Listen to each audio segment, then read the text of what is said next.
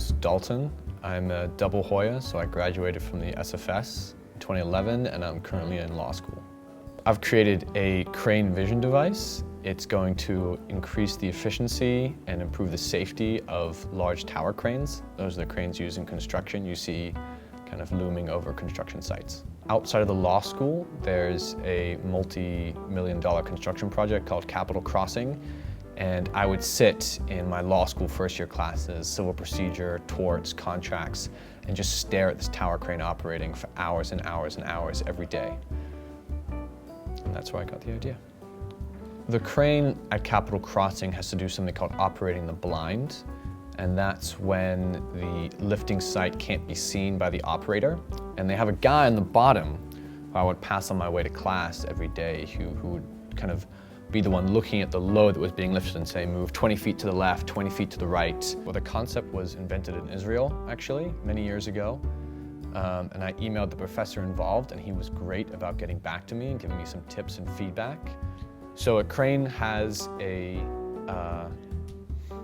jib, which is the long strut, which lifts the object being lifted. And along that jib is a trolley, which runs up and down the jib.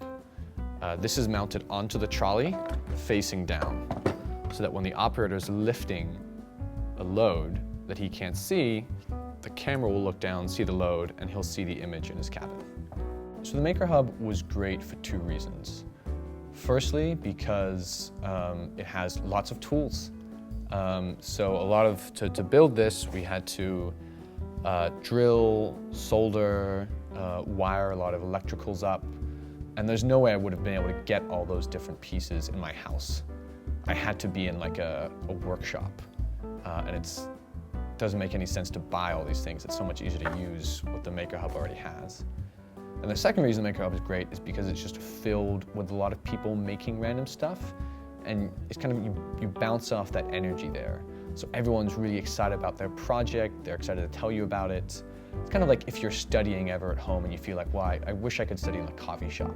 It's nice to be in an environment where there's a lot of energy going on. So this is a Pelican case. It's a waterproof, NEMA-rated enclosure that forms the bulk of it. And then the camera screws onto it. So we had to drill holes to screw it in, and then we had to drill larger holes to thread the Cat5 wires through. On this side is where the antenna went. So this is the antenna mount. It hasn't got the antenna on it because it's a bit delicate.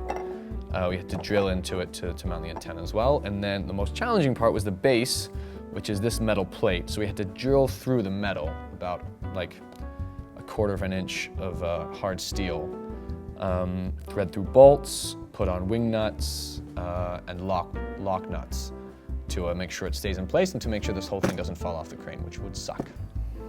There's two companies that run almost all the tower cranes in the area around Georgetown and DC, and they both let me test it out, which was awesome of them. They were really supportive. And so we got a lot of great feedback on this. We learned what worked, what didn't work, and we are going full steam ahead with a second prototype, which, you know, everyone always wants the next prototype to be the final prototype, but hopefully will be the final prototype. Knock on wood, if this gets to a place where it does work and is successful, then we would start selling it. Hopefully to the two companies in DC and then around the country.